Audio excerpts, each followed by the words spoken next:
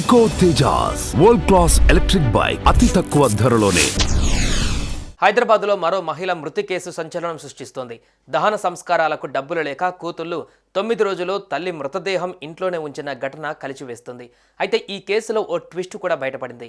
ఈ కేసులో మృతురాలి కూతుళ్లు రాసిన సూసైడ్ నోట్ను స్వాధీనం చేసుకున్నారు పోలీసులు. ఇందులో ఒళ్ళు గగుర్లు పొడిచే విషయాలు వెలుగులోకి వచ్చాయి.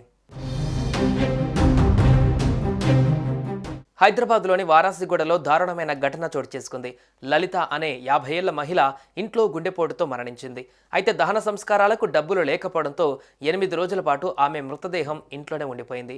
ఆ మహిళ 2 కుమార్తెలు మృతదేహాన్ని ఇంట్లోనే ఉంచారు. దహన సంస్కారాలకు డబ్బులు లేని కారణంగా మృతదేహాన్ని ఇంట్లోనే ఉంచారని తెలుస్తోంది. ఆ క్రమంలో మహిళ 2 కుమార్తెలు కూడా 8 రోజుల పాటు ఆమె మృతదేహంతోనే జీవించారు.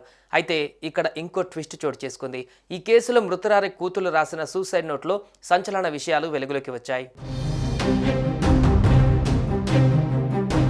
జనవరి 22న లలిత మృతి చెందగా 23న 2 కూతుళ్లు రవళిక, యశ్విత సూసైడ్ నోట్ రాసి ఆత్మహత్య చేసుకోవాలనుకున్నారు.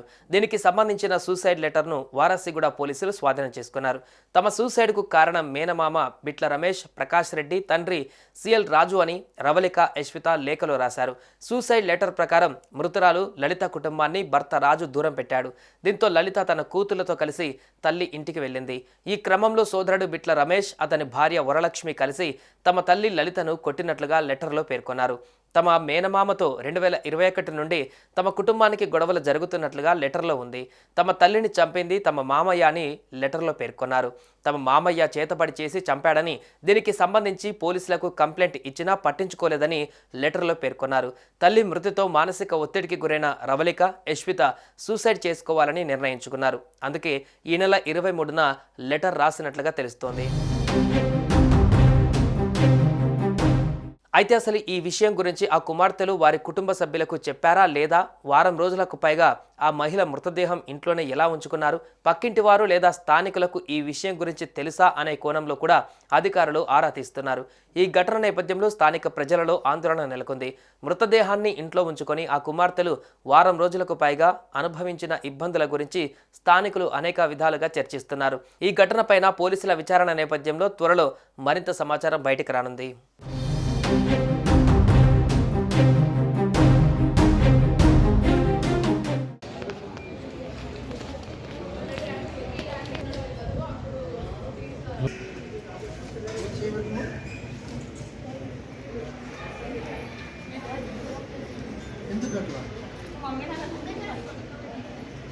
అమ్మకి ఏమైంది చెప్పండి.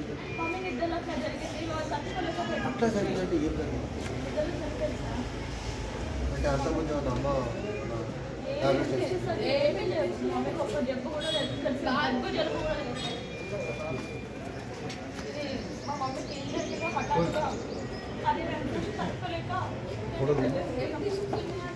మంచి भैया आओ